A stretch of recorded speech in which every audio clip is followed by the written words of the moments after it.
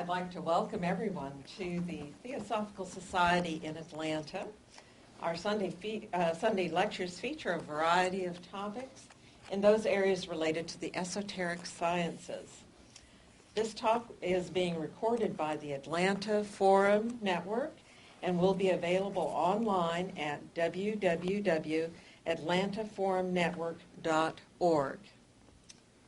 The objectives of the Theosophical Society are to form a nucleus of the universal brotherhood of humanity without distinction of race, creed, sex, or ethnicity. If you or someone you know would like to present a lecture here, please see Jim, and he'll be happy to help you. Our guest speaker today is Alan Pittman. Alan is a longtime theosophist, and he is an author and master of transcultural martial arts and yoga, and is a previous regular TS Atlanta lecturer. He has previously put his mastering to use as a bodyguard for such figures as the Dalai Lama. Alan will speak on the history and other aspects of yoga. He will also teach us some specific techniques that will help us through this period of great change going on in the world. Please join me in giving a warm welcome to Alan.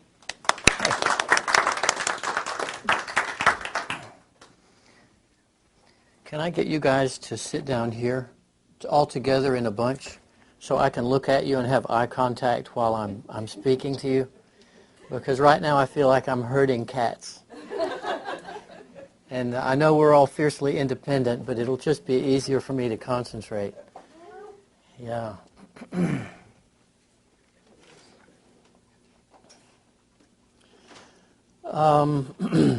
I'd like this to be a call and response relationship, and what that means is I'll ask you things and I want you to nod and grunt and make the right kind of noises back. And that'll make me stay awake, so I don't fall into my own mechanicalness and just start talking needlessly. So, how many of you are familiar with this whole idea of 2012 being some kind of major global shift? Yes. Have any of you heard this idea? Okay. Raise your hand and then tell me what you've heard, because I'd like to know what I'm dealing with today. You first. The Mayan prophecy about December 21st, yes. 2012. Uh-huh. We're supposed to be in alignment, I think, with the center of the universe, some sort of dark. The galactic center. The galactic center. And that's when their calendar ends. Right. So. Yep. Okay. And I've also heard something about the I Ching. There was work done on the I Ching. It also ends in that time period. So. Okay. All right. What have you heard? The same thing, that it happens every 26,000 years, I think. Yes. And the Earth and the Sun will be exactly in the middle of the galaxy, the galactic center. Okay. That's what I heard. Anybody else? All kinds of stuff. Yeah. I'm walking around because I have a microphone. Many fundamentalists think that something catastrophic will happen in 2012. Yes. Such as the rapture. Anyway, they're terribly frightened about 2012. Okay. Anything else? Does anyone want to add something to the impending doom or catastrophic element? The planet from Zechariah Sitchin supposed to appear. I heard that too. Yes. Yeah. He's written a lot about the 11th planet or the 12th planet? 12th planet. 12th planet, okay. And Yeah. I suppose to spot that between now and 2012. That's what I heard. Yeah. And his books are really hot sellers. Yes. Zechariah Sitchin's very well known for his theories on the missing planet that's supposed to come back through the galaxy at around that time, called Nibiru. Okay. And the main evidence for that is the Sumerian mythology that speaks about the planet. And then what Sitchin does is he organizes the archaeological evidence in a pattern that confirms the Sumerian mythology. So his books are very interesting from that point of view. What interests me is he has a fairly close association with the Queen of England and her archivist. So I think he has access to other records as well. So he's a formidable researcher. I'm not going to give you a hard and fast conclusion about the idea that there is or is not a 12th planet that's going to come through. It wouldn't surprise me. But I suspect if there is one, it's already been sighted and it's not being disclosed, because we're not getting full disclosure on a lot of things that are going on in the solar system right now. And the simplest example I can give you is the talk about global warming. And what no one mentions is all the other planets are getting warmer too. And so it's not just your car driving around creating emissions. The whole solar system is changing. And when you have that in mind, your view of what's happening on this earth is in a little better perspective. Does that make sense to everyone? So if you realize the whole solar system is increasing in luminosity by a factor of 10, all the planets are becoming brighter, then you realize that it's not just the earth that's changing, it's the whole solar system that's changing. So a lot of these issues that are presented on the television, which I regard as a form of mind control, are mainly propaganda to distract you from some of the bigger issues.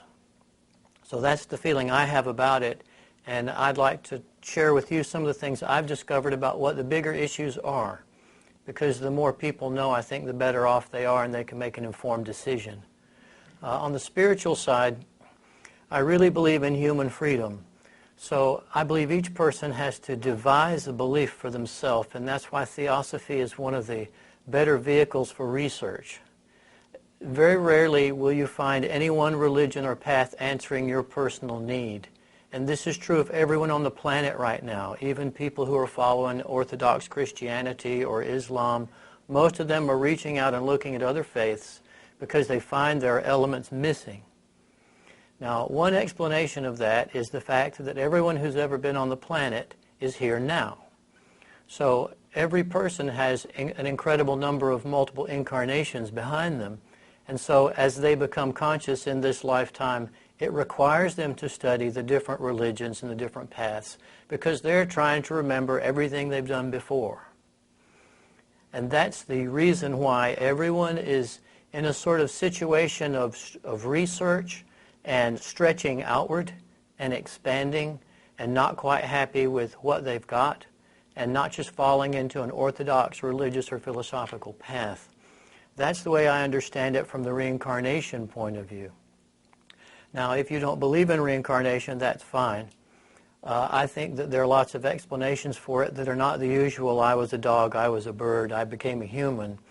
One of the other versions of reincarnation is that in a single lifetime, you have stages of life that basically resemble multiple lives anyway. And then that throws the whole idea of reincarnation into a very practical point of view. If you think of the stages of human development from childhood into adulthood, into maturity. So I'd like you to know that reincarnation has both a very reasonable formation as well as one that's very exotic that we can follow back in the Indian and Atlantean tradition. So what I wanted to do today is I wanted to talk about the simple things that we tend to forget when we study esoteric things, because right now most of the initiate level knowledge and the kind of wisdom that was only taught to initiates within any given religion or philosophical stream is being released. So a lot of the secrets now are being unveiled. Most traditions are allowing non-initiates to come in and study.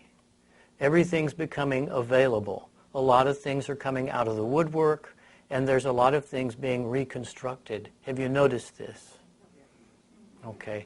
And so there's a tremendous palette of colors and choices and things you can choose and organize and design for yourself as far as different kinds of teachings. And so what came to me was that it's good if we stay true to the roots of what's most essential, and then we can reach out from there and bounce back safely without getting our boat turned over. Does that make sense to you? Okay. One of the things I'd like to talk about is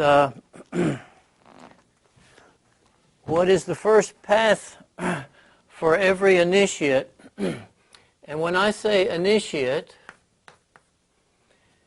I'm talking about someone who's on a particular path.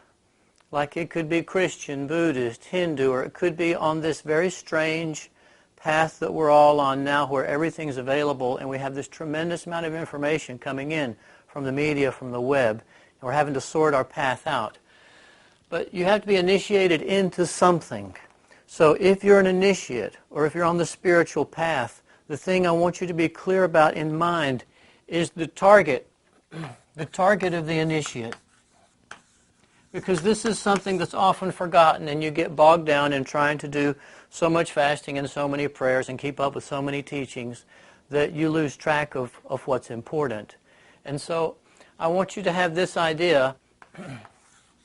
Now, I cannot tell you what your target is, but you can, and part of your life's mission is determine what your personal target is. And so one of the old ways to do this was to have an astrological chart drawn up to figure out what your profile is. So that's one thing. That's the traditional way. You can go the astrological route.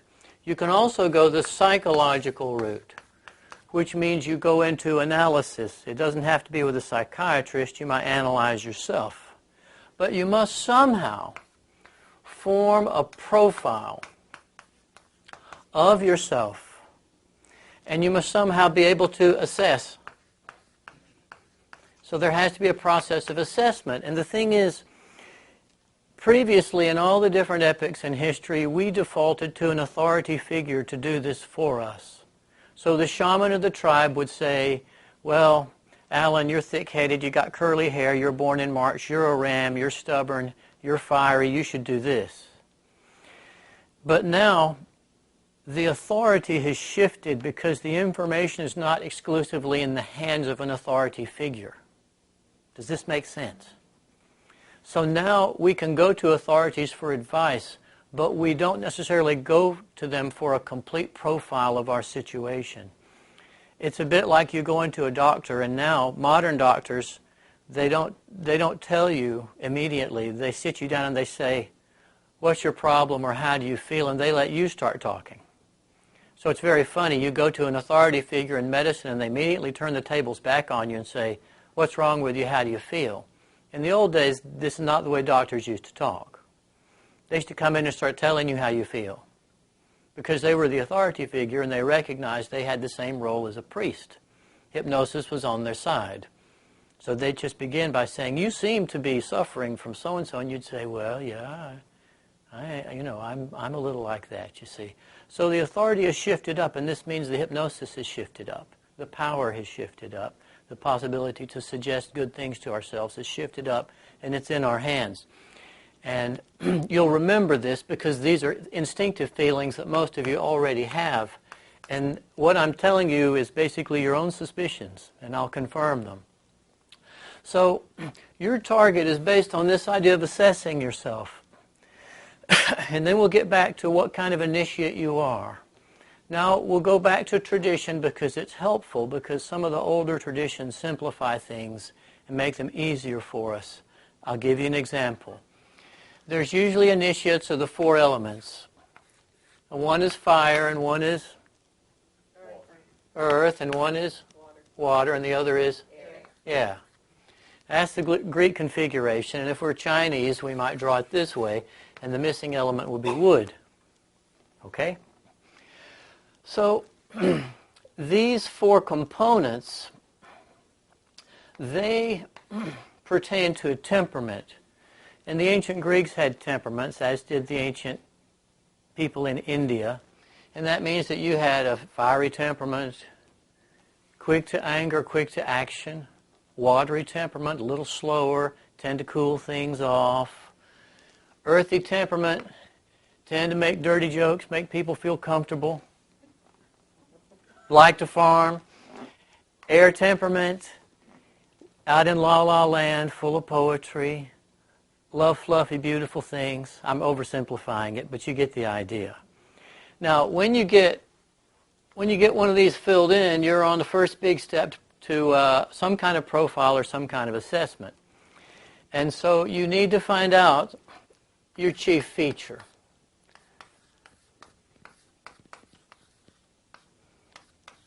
And so your chief feature is going to be one of these elements if we look at tradition. You'll have a tendency, well, I tend to butt in when people talk, or I tend to sit in the back of the room and watch everybody. And, you know, you can figure out about where you fit in. Yes, it's true, no one's just one thing. So you're going to find one of these is dominant, and then you're going to have a little bit of this, and maybe a little more of this, and a little bit of this.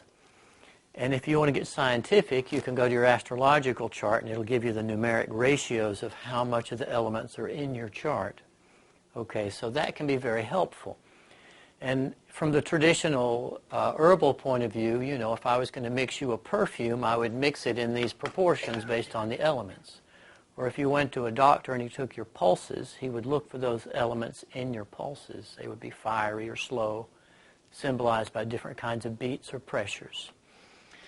So the elements, what the Greeks called, I think, stoikai, that's the first step in defining your target, because there's no use in you pushing against your own nature. Now, what used to happen in religion is if you went to an authority figure, he would tell you what you were supposed to do. And he might make, or she might make, a mistake. Now, what that means is you may be given a task that's in opposition to your nature. Does that make sense? Now, as a test, that's excusable, but to load you with a burden that goes in complete opposition to your temperament for the rest of your life may not be useful. Does that make sense to you? So it's very important that we follow the Socratic idea of know yourself. So once you've got a handle on this, and I'll tell you who will tell you is your own mother. Just remember what your mother said. Yeah, it got on your nerves, but a lot of times she was right, okay? Because she got to see you from the outside. And other people, if you ask them, if you dare to ask other people how you appear to be, you'll find it very enlightening. Because it won't be how you imagine yourself to be. It's for this reason that in some of the old shamanist schools, for instance, the Stav of Norway, which is the old Viking shamanism, you have a totem, just as you would in any other culture, but you have an inner totem and an outer totem. And the outer totem is how people see you. They see you as a fierce tiger, and inside you might be a dove or something very mild, because you don't experience yourself as you are seen. Does this make sense to you? So this can really help you on your path if you can get a very clear handle on the fact that in your chief feature, you have a totem on the outside, and then you have something else at the core, which is where you push out from your center and you experience life in different ways. I had an actress come to study physical movement with me, and she said, you know, I've been applying for the wrong parts the whole time. And I said, what do you mean? She said, well, I was going for these glamour parts, and I went to my acting coach, and he said, well, how do other people see you? And they had little check blocks about your personality and how you appear. And one was sexy and romantic, and one was piss and vinegar and anger, and they saw her as this piss and vinegar tomboy, ready to fight type of woman. And so when she realized that her external profile didn't match her internal sense, she started applying for other parts, and she started getting them. Because she was being true to how others were seeing her. So there's always this contrast between the outer totem and the inner totem. So I'd like you to give yourself permission inwardly to realize that these can be in total contrast. Does that make sense to you? Because we're trying to determine the target. So you got a profile, there's a bit of the elements, and then usually from the elements you go to the animals. Which animal are you? And of course you know the zodiac. Okay, and different cultures divide the person into different kinds of animals. But every culture, they use animals to profile the personality. And there's lots of reasons for this, but one of the big reasons is because we have an instinctive understanding of animals, and this is why we have pets. And sometimes they're a little easier to understand than people. Does that make sense to you? People are very complex, but your dog is, he's a different kind of sincerity level, I want to say. So we have this idea that animals, the elements, you profile yourself, and then what happens if you match this up? Basically, we're going from 4 variables to the zodiac, which is roughly 12 variables. And then when you move into the human element, it depends on how many personality types you want to divide. Sheldon and some of the modern psychologists give as few as 4. I think in some of the Vedic literature they give 20 odd. So I want you to realize there's an increasing complexity as you profile. Okay, we could use the zodiac again for the final human stage to profile ourselves because of the complexities of the astrological chart. If you don't want to use that, then you can go to a psychologist and you can take different examinations for emotional intelligence. That's the new one. And then there's the old IQ test, which reduces you to a few petty numbers based on how much money you can make the system.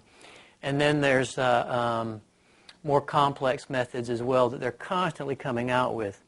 The interesting thing about testing a human being to find out what they are is the words used to test the person. And what I mean by that is the test binds you to its own criteria. And if you don't know the target of the tester, you're not sure really what's being profiled. Does this make sense? So a lot of times we're given examinations, and the questions themselves, by how they're worded, cause us to think in a certain way. Does this make sense to you? Okay. So the control of the language in an examination can actually put decisions on you that normally you wouldn't make. Like when they test small children and say your 5 friends are in the boat with you and, the boat's filling with water, who goes out first? Okay, these nasty little survival tests and things that they've experimented with in the schools. Whereas in reality, children wouldn't think of that because they're children. And what you're doing is you're imposing an adult agenda on a little child. And you're creating conditions that are actually abnormal, and so you're forcing the child ahead emotionally to make decisions they're not equipped to make. Am I making sense to you? So all of it's premature and all of it's false. But they'll hold these tests up and parade it around like it's some kind of divine truth. And the poor child's only developed half a brain, at the age they're testing them. So I want you to be clear that a lot of the modern profiling techniques are extremely biased because they're oriented to the wrong targets, usually negative targets. How violent you are, how mean you are, how fast you can pass a test. They don't test you on love, virtue, capacity to be a human understanding vehicle, spirituality, optimism, ability to affect other people's lives in a positive way. You don't see tests like that. You understand, the tests are usually on the negative side. So then you end up with a very negative profile. So you're bound by the method. So I'd like you to open yourself to the idea that there's the whole world of love and the whole spectrum of wisdom and virtue that no one gets tested on. That's the other half of the universe, but it's very difficult to quantify into $1, $2, $3, $4, $5, or $25, $50, $1,000. Very hard to set material values on spirituality. And so we don't have much testing of that, but we may be up for a shift. So, profiling yourself. Have you got a sense of how you could do it now? That's all I have to say. All right? Okay.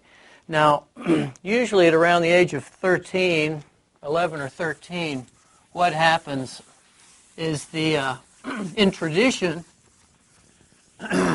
the authority figures, the elders, that includes women as well. In fact, as you go back in history, it usually was women, sometimes all women. Once you get past the 6,000-year mark and go into Sumer and some of these ancient civilizations, the role of women was very different. And you can still see it in Celtic archaeology because the names of the tribes were passed through the women. And it was the same with most of the Amerindian cultures. So there's been an authority juxtaposition about men being in power in the last 6,000 years or so. But generally, a council of elders was a circle, and it had people around it, and they would look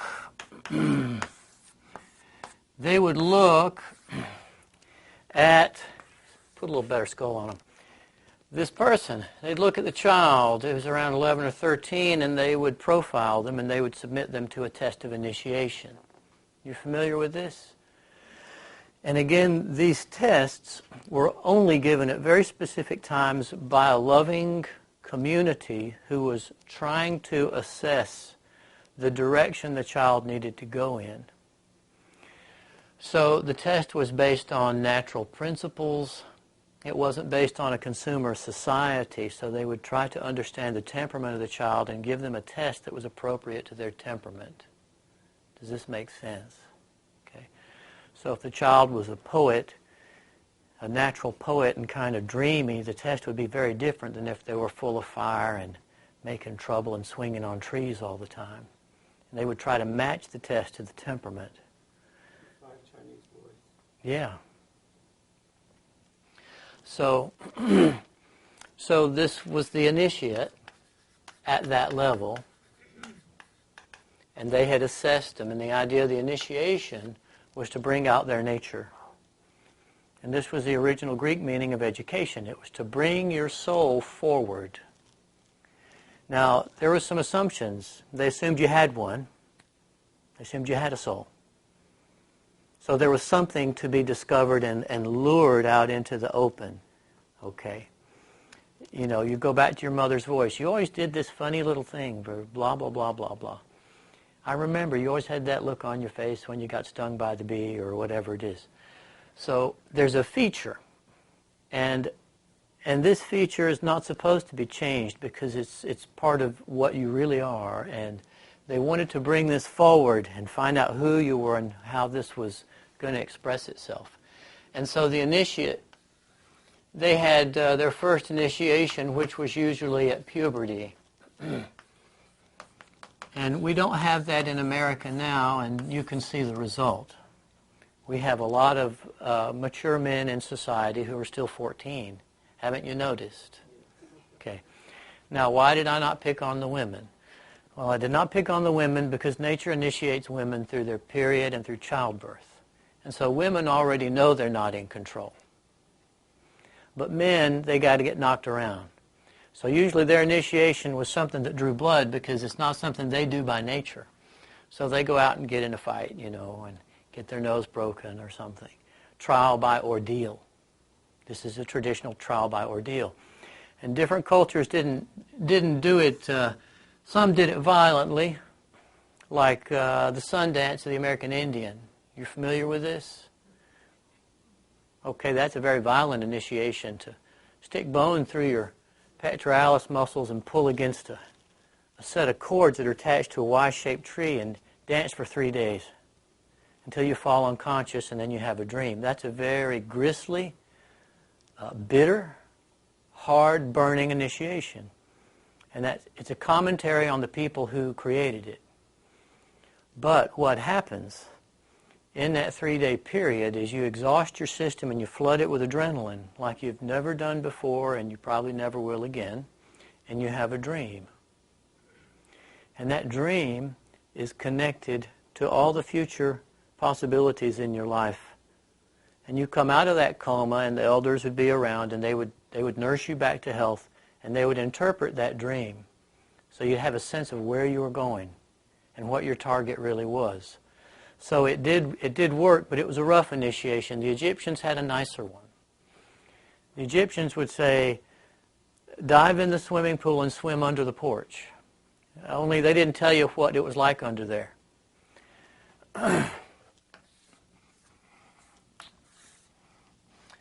So,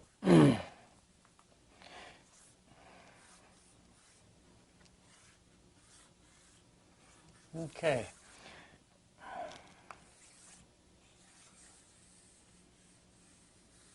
This is a stone statue of a crocodile. And this is what the Egyptians did.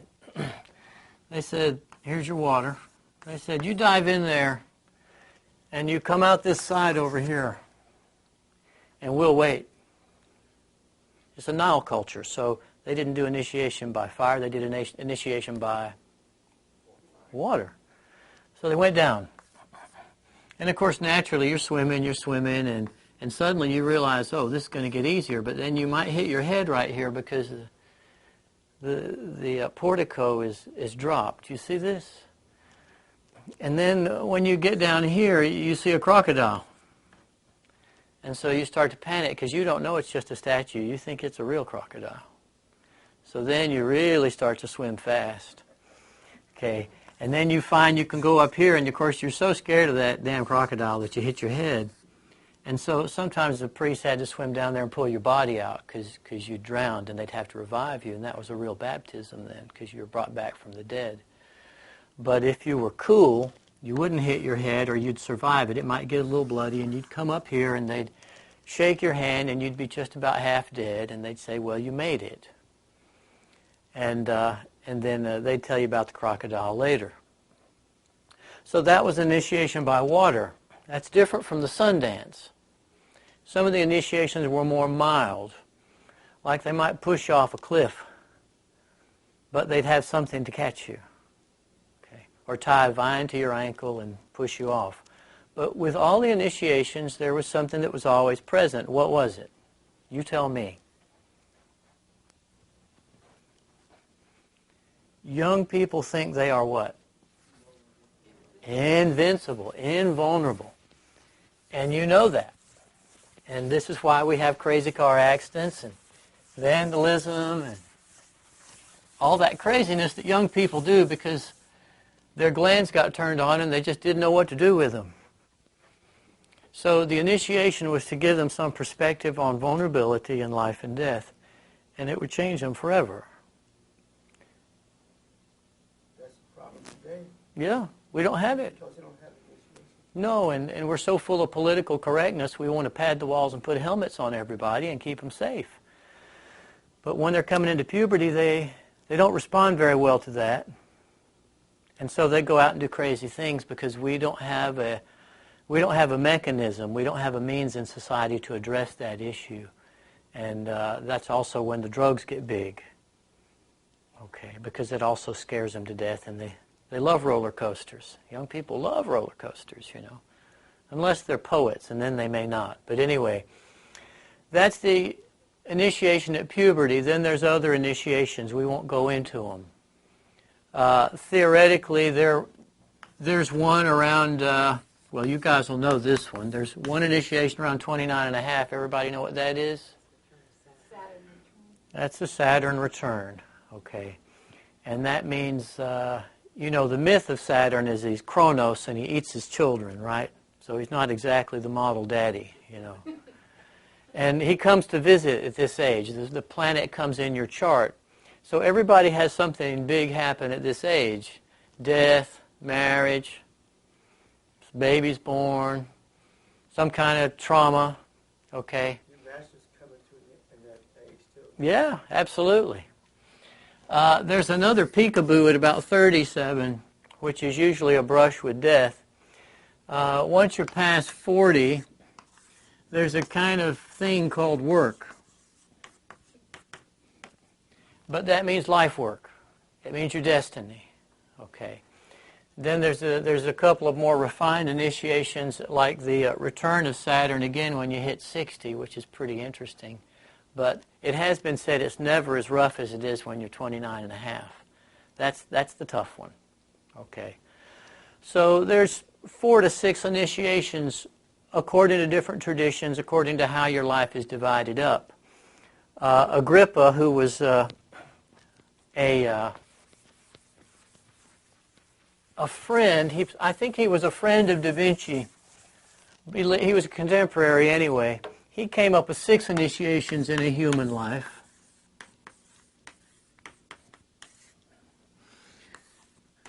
Okay. And you know, I'm a physical education teacher, so I was very interested in this. And he had different positions where you'd hold your hands and arms in different ways and say things to yourself. Like the first initiation was to imagine holding a snake and a ruler, and there's a big eye over your body, and you're watching yourself, and you're trying to control the snake, which is wisdom, and the ruler, which is analysis and measure and all the mathematical qualities. And you're standing on a stone that has your name on it. And you visualize that, and you hold it as long as you can. And that was his first stage. That was his stage for puberty initiation, to get the sexual energy under control. And you were concentrating on your pubic bone. So he actually had 6 initiations in life, and he had 6 positions to represent the initiation stages. This was,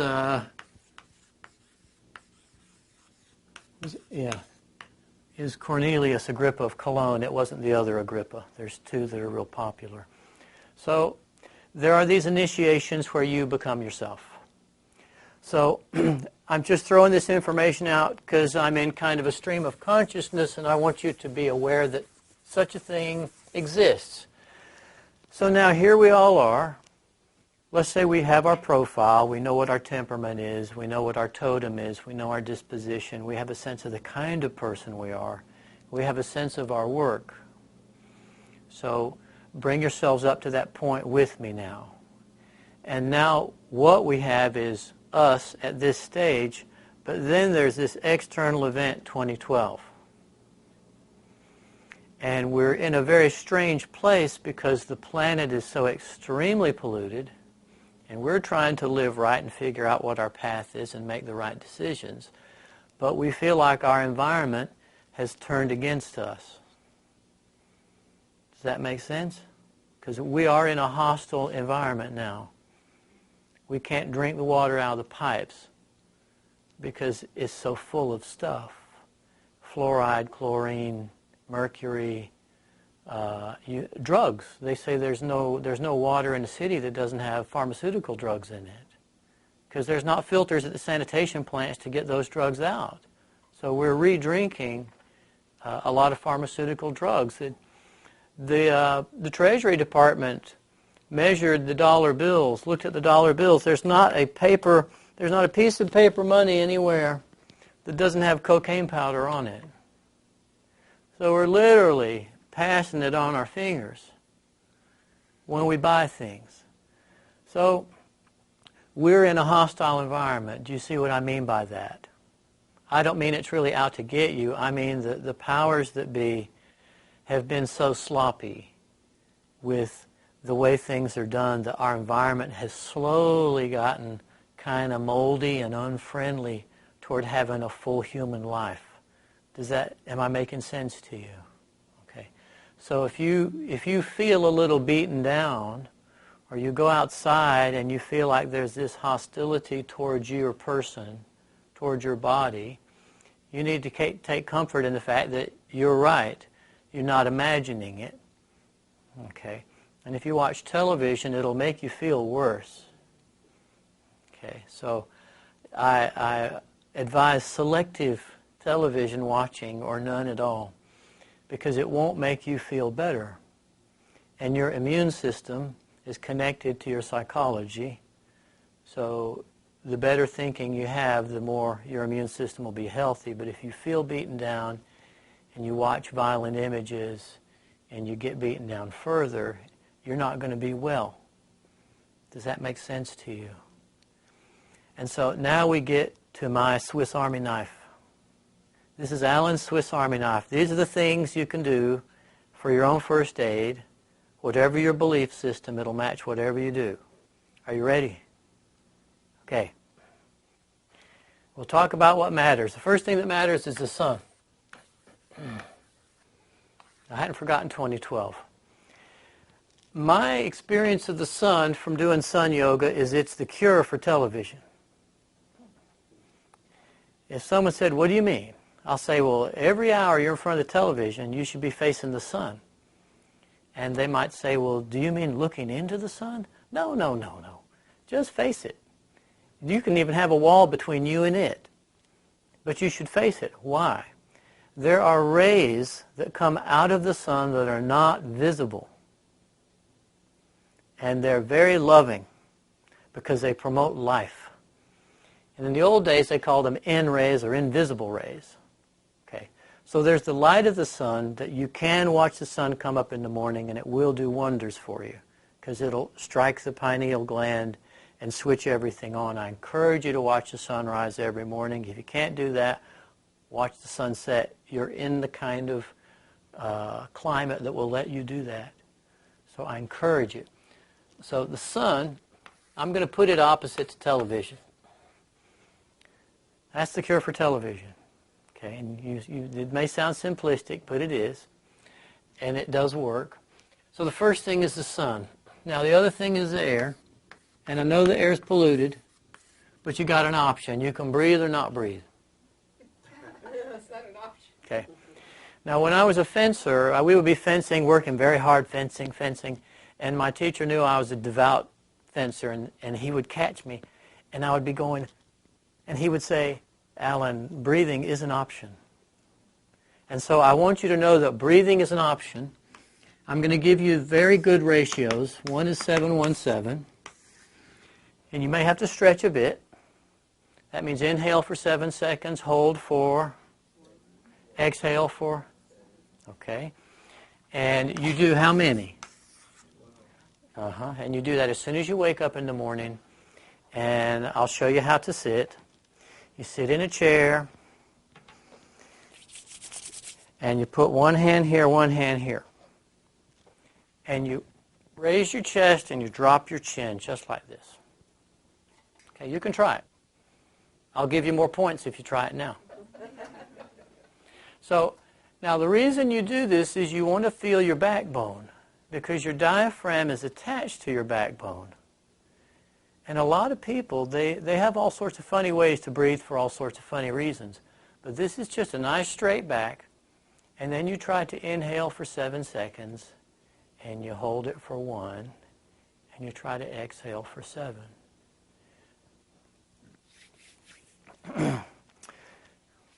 Now this has been passed down, this breathing ratio has been passed down for a very long time, maybe 1,000 years, okay.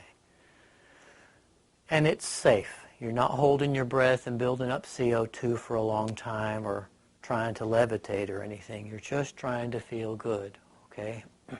So this is really good. 12 breaths in the morning, 12 breaths at noon, and 12 breaths in the evening. What about 14 breaths? You can do 14. If you're leaning toward that Egyptian thing a little more, you can, yeah. But I would say use 12 as your minimum. Hit the zodiac as your minimum. But if you're following those Egyptian rhythms, by all means do 14. Now what you'll notice, or what I noticed, and usually I don't do self-disclosure in a lecture, but what I noticed is my appetite went down because I automatically had more energy. I just thought it was very strange because I work out a lot. I noticed I did this breathing and I had the same amount of energy, but I started eating less. So, you know, earth, air, fire, water, you might be different.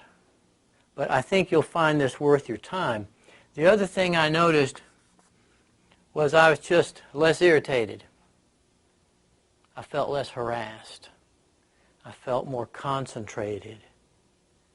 I wasn't lost in my head because this will bring you back into your skin. It'll bring you back into your body.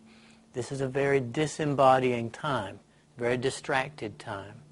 So you take the pause to do your 12 breaths. You know, I don't care where you do them. Do it in your car, you know. Go in a bathroom and shut the door. All you'll notice is that your head will clear and you'll feel really good. And by good, I mean solid and integrated. Okay? Now, some of you want more than that. So in Alan's Swiss Army knife, we have something special for you. And that's the 888 breath. Now, this is tougher. But if you've done any kumbhaka or breath holding, you'll find this very interesting because you're holding for 8. Now this will cause your body to generate heat. Okay? And during the holding period is when you go off to other dimensions and get teaching and come back. Okay? Now a lot of people think that might be a little extreme, but Milton Erickson, you guys know who Erickson was? Who was he? He was a psychologist who experimented with hypnosis. And he was sort of the grandfather of neuro-linguistic programming, if you've ever heard of that. But Milton Erickson did experiments with hypnosis and time displacement. And he could hypnotize people, and he could have them write books in their mind and bring them out of hypnosis. And they'd say, you know, now I know how I'm going to write that book. And how long was I in hypnosis? And he'd say, 20 seconds. And they'd have written a 200-page book in their mind. And so he found under hypnosis means the right kind of concentration. Under the right kind of concentration, time is nothing. It depends on where your attention is. Does this make sense? You're reading a book, you lose all sense of time. It's that idea. So you can do this with yourself.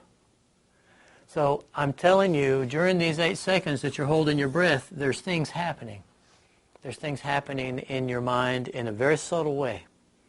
And I can go into the scientific detail, but I won't, because it's boring. Okay? So I want you to have this, because this is a good standard breath agreed upon around the world, just for rejuvenating and starting the day, and for recharging. But if you're going to do meditation, you should do this. Okay?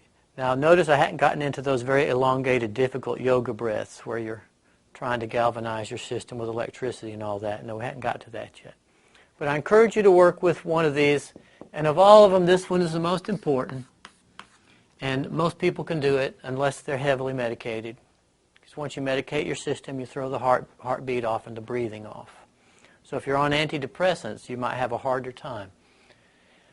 If you're on antidepressants, I'd rather you start taking B12 2 or 3 times a day and start doing this breath and see if you can throw your medication away. I'm not a doctor. I'm not qualified to say that. I'm just going to tell you that's what I would do if it were me. Okay? So B12 is your good friend. It used to be in our bread, but it's not in our bread anymore because we took it out. We took out a lot of things out of the food, so most of us are going around in a kind of semi-malnutrition because Monsanto's taking care of the nutrition for us, and it's genetically engineered all the crops and grains, and we can't get enough of what we need. Okay, but we'll get to that. So we mentioned sun, we mentioned air, you got your breathing trick. I threw in a little bit of nutrition. It would be wrong for me not to mention food. Well, you know most of our food's crap.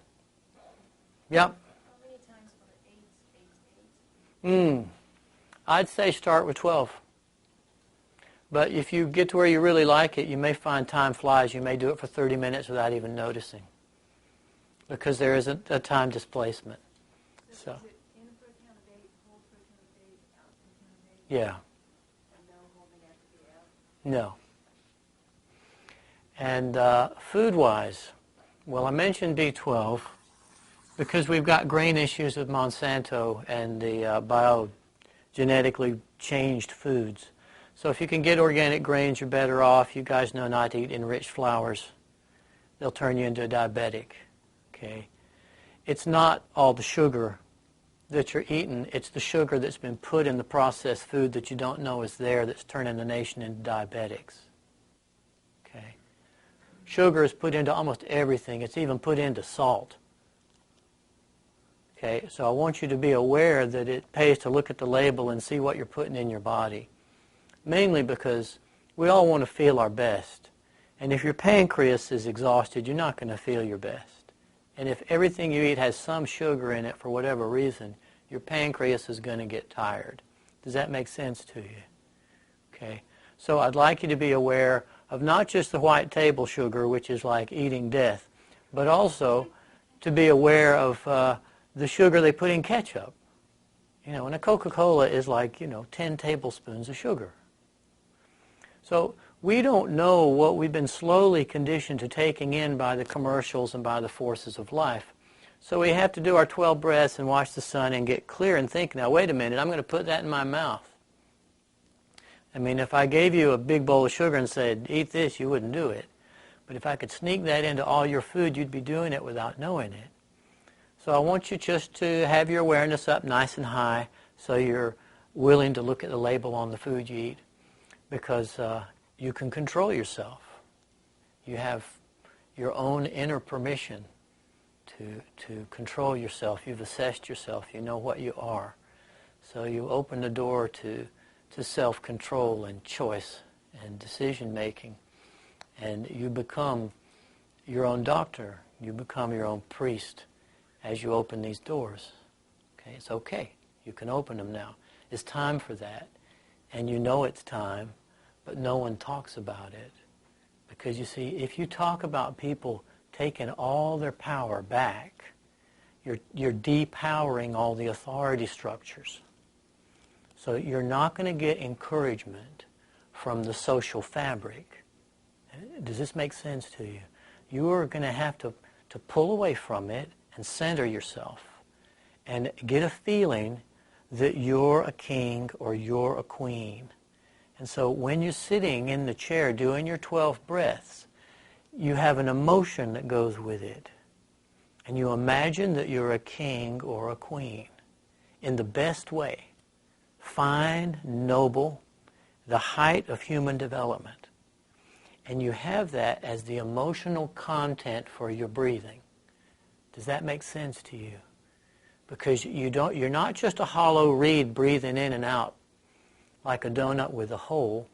You're a human being, and the emotional content that accompanies the breathing is what gives the breathing substance. Does that make sense to you? Okay, so I want you to really hold on to that, because this is something that you can build on and not just create, but shift and change as you become more of yourself. Still going toward the target, right? And the target is immortality, obviously. But you don't want to be an immortal devil. You want to be an immortal angel. So you've still got to have the right target. Okay? So there's your breath ratio. The emotional content is the king and queen. So I want you to realize you got to put on your crown, Food we checked. Water. Oh, by the way, in a modern American diet, and I'm saying this because I just got finished living 3 years in France, in a modern American diet, we don't eat enough fat because we think fat is evil. I'll tell you that real fat is good because it's what gives you cheeks and curves, and it keeps your elbow from breaking through the flesh. Okay, so now these fat substitutes they make, like margarine instead of butter, they have something in them that you can't digest. You know this. You can't digest what they put in there. It'll line your blood vessels with plaque until you get Alzheimer's, like a lot of people get now. Alzheimer's is a lot more fashionable than it used to be. Have you noticed that? And you say, well, people living longer, Alan, No. A lot of farmers still out there working, they don't have Alzheimer's. But they're cooking with a cast iron pan. They're not cooking with what kind of pan? Aluminum. And if you go in a shop, you'll see you can choose all these aluminum pans, and I'll be damned, you have to special order a cast iron pan. Now you can't find one. Okay? Or stainless steel is good, glass is good, but aluminum is poison. You wouldn't eat aluminum, but there's a simple thing you can do. You can put a little warm water in an aluminum pan and swish it around and taste it. Guess what you'll taste? Aluminum. So if you're cooking with aluminum pan, you're eating aluminum. Don't do that. Give yourself permission not to eat and drink aluminum. There's something that's used as a sweetener in nearly all the foods now, because sugar got expensive, and Monsanto said, this is cheap, we can get it out of corn. What is it? Corn syrup. Well, we'll get to that. Corn syrup. Well, now they found most of the corn syrup is tainted with what? Mercury. How did mercury get into corn syrup? I just don't know. I think someone put it there, because I don't see how it get there by itself. And everyone can yell at me and say, you're a conspiracist. No, I just don't know how else you could put mercury in corn syrup. It beats the heck out of me. And they put mercury in vaccinations. Why? Because it's a preservative. You mean the only thing you can find to preserve a vaccine is mercury, which is pure poison to the human system?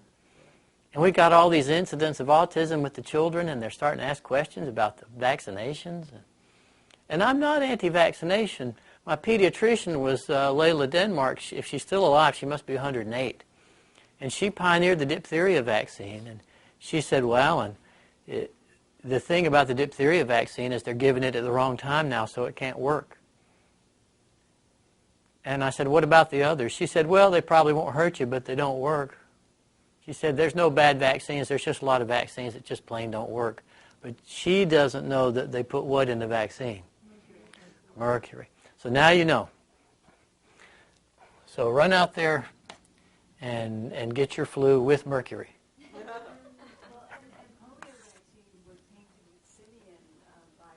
Yeah. Yeah. Yeah, so you know, we can think, we can choose, we know ourselves, we know how we feel. So as we open our Swiss Army knife, we have all those shiny little blades and tools and things. There's things we can do to protect ourselves. And none of this is going to cost you money. That's something I want to point out. What it will cost you is attention. So you make a decision about what you're going to pay attention to. Okay? So, attention to this. Food, water, you know the water should be filtered. I don't know if you guys know this. You know, Emoto did the water crystal thing about water that was prayed over and water. You know about that. That's fine. Well, you can just get a pitcher of water, and the old American Indian way is you just put it on the table in the morning. When the sun comes up behind it, you just concentrate on all the good, beautiful things. While the sun is shining through the water and you're looking at the picture, you're concentrating on all these beautiful things. And notice I'm not telling you what to think. I'm just saying make it beautiful and good. Because you've all got your own temperament and your own profile. So you design, you create the ritual. It's a designer thing. It's your own quilt. So that's your water blessing. So you can actually empower water. And you can do it yourself, and you can do it with your own visualizations. Oh, yes. If you take an om or a hu or any sacred syllable and let it go through your heart and through your arm and out through your hand into the water. Stand up and say that again. Everybody turn around and listen, because I know this woman, and she knows what she's talking about. Yeah. Let me come over there. Hey. So listen to this. There was bumper-to-bumper traffic on 85. So Okay. Anyway, so what you do is you anything you want to bless, you can take, like the Sufi sacred syllable is hu, and you can take om, which is a manifesting syllable. You can take any name of God in a root language like Hebrew or Sanskrit or Arabic. And as you sound it, you can sound it through your heart and feel it go down through your nervous system and out through your hands and your subtle nervous system. So you go, ooh, and then it's coming. So this is how Jesus turned water into wine. So he changed it to the ultraviolet spectrum, which then we say was wine. But and then you can do a more subtle version of doing the breath. So that's like homeopathic cures. The more subtle it is, the more powerful it is. So if you do, instead of sounding it, just do through the breath, it's even stronger. And so that's how Sufis bless people through the breath and the pattern that sound gives things. So because every sound has a pattern, there's all the studies by Denny and a bunch of people, they did lycopodium powder on membranes and then did different sounds through them. And the Om sound actually created the same pattern that the picture of the Om yantra does. So somehow they psychically picked up on what pattern it was. So, Okay. He's given us a time signal, so no, good. Did you hear that, and does it make sense? Because my idea here is to empower you and give you helpful ideas. So the first thing is profile yourself. Personal assessment. Be your own authority. Use the tools you have. Get a sense of the shape, the texture, the temperament, the personality, the kind of initiations that you want to have, the kind you've had. Okay? And get centered on that. Because we're at this big shift, or at least everyone seems to believe we are. So let's deal with it and be ready. So some basic tools for dealing with you as an initiate include the sun at sunrise or sunset. You can look at it with open eyes. If your eyes are sensitive or you're afraid it's going to give you cataracts or something, then face the sun with your eyes closed and let it shine on your eyelids. Your skin and your bones are translucent, so the light will pass through your face into your brain. And the pineal gland in the middle of the brain has eye tissue. It has optical tissue, so it will still receive the light that passes through your skull whether you're looking at it or not. Does that make sense? So this idea of sun gazing can be eyes open, eyes shut.